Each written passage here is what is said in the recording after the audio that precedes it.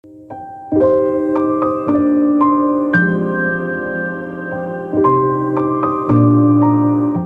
a frontline leader, you are a part of a web of relationships. Each of your bosses, peers, direct reports, and internal and external clients has a different role and responsibility, and consequently, different perspective and expectation. In each decision situation, you have to necessarily balance multiple demands. Yet, unless you're mindful, conflicting goals have the potential to cause frayed tempers, political infighting, and mutual checkmating. Let us take an actual case illustration to explore how we can build effective interpersonal work relationships. In ABC Corporation, the interaction between Mark and Rao had reached a hostile stalemate at the end of 15 minutes. It all began when Mark called his colleague Rao from the client side to communicate an urgent and critical client need. Rao was the project head responsible for developing the required software. Mark began by stating that he had just completed his morning meeting with the client personnel and the client had changed two things. First, a specification in the final delivery had been modified. And second, the delivery date would be a fortnight earlier than the date originally scheduled. Rao was annoyed. The change of specifications would require a couple of new personnel to be reassigned from other teams. And a more stringent delivery date would put additional pressure on his team.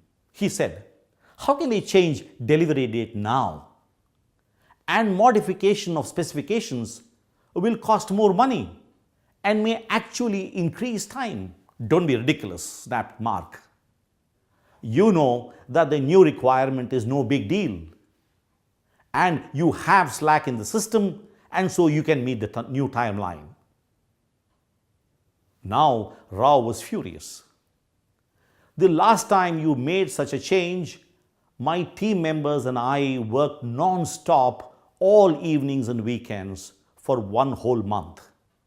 And at the end, we were told that we had exceeded our budget estimates." Mark raised his voice and said that the two cases were not comparable at all. Rao interrupted to say, "Hey Mark, I am busy and don't have all day to speak to you. The short answer to your question is, early delivery date is not possible and change of features will cost more money." With that, the communication came to a grinding halt. If we agree that interpersonal relationships are built on a strong foundation of three qualities: mutual expectations of goals and priorities, mutual trust, and mutual influence, then that foundation was very weak in the relationship between Mark and Rao. And this interaction had further weakened the foundation, making it even more difficult for future cooperation between these two persons.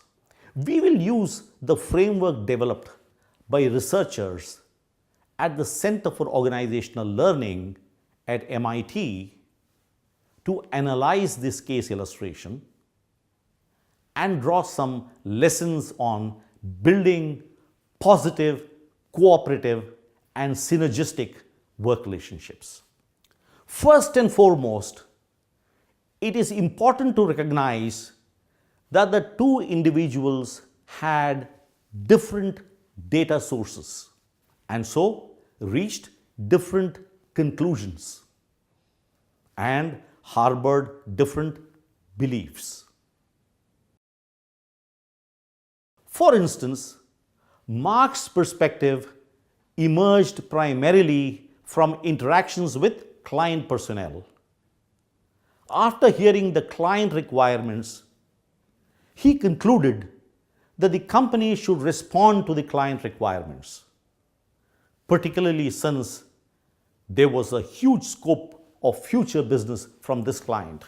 Given that client responsiveness was a key goal, he believed that the unit should be flexible in its approach.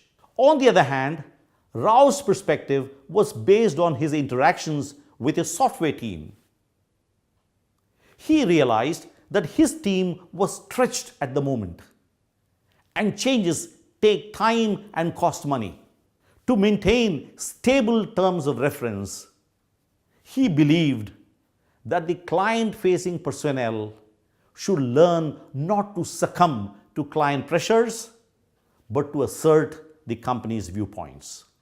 In their interpersonal exchange, Rao was operating from a mental model that had concluded that Mark was sacrificing the interests of Rao and his team to look good in front of his bosses.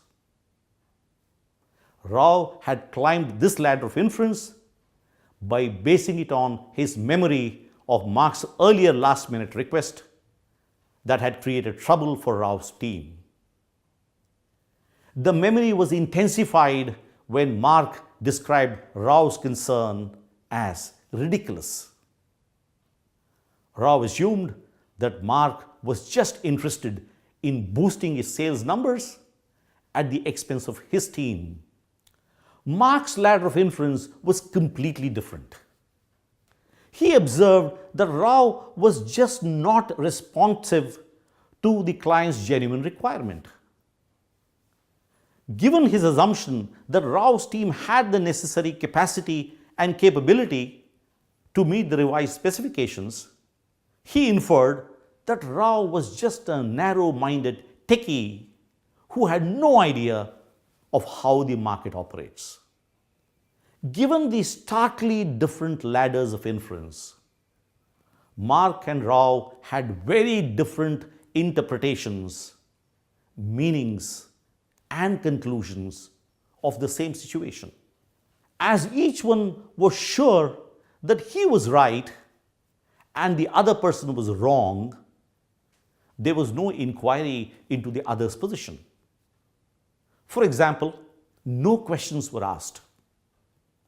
There was absolutely no discussion of what are the specific client requirements, what are the project features that are required a fortnight earlier, are there certain aspects that can be delivered in the second phase a little later, what are the software team's constraints, what new skill sets are needed, how can we better match the new client requirements and the team's work pressures.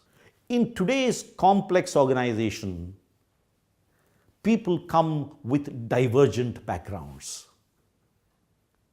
As the folklore of 5 blind men and elephants suggests, we are exposed to different aspects of the reality, have different interpretations, and draw different conclusions. When we operate at the top of our respective ladders, in other words, our conclusions, we talk past each other.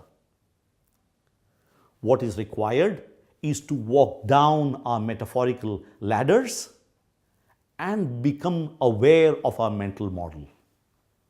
We have to ask, who are my colleagues? Who are their stakeholders?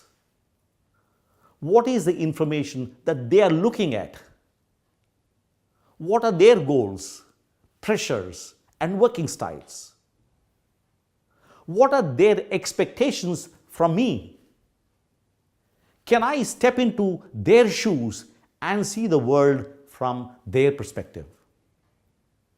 Can I help them understand my perspective?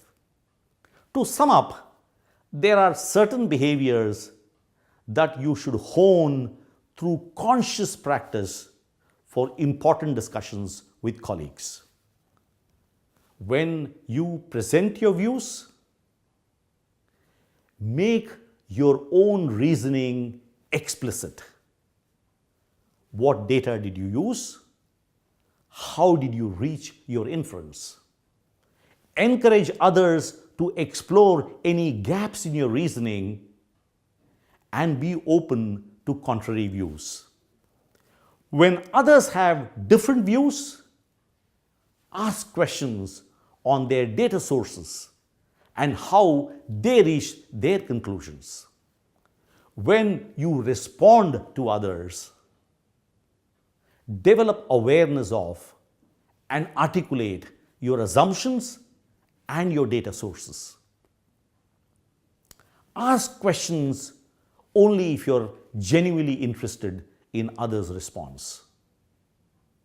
If there is a stalemate, ask what data or logic might change their views and what barriers they expect. Research indicates that successful managers spend 70% more time building relationships than their successful counterparts. Successful relationships are built on a foundation of mindfulness in presenting your views and responding to others.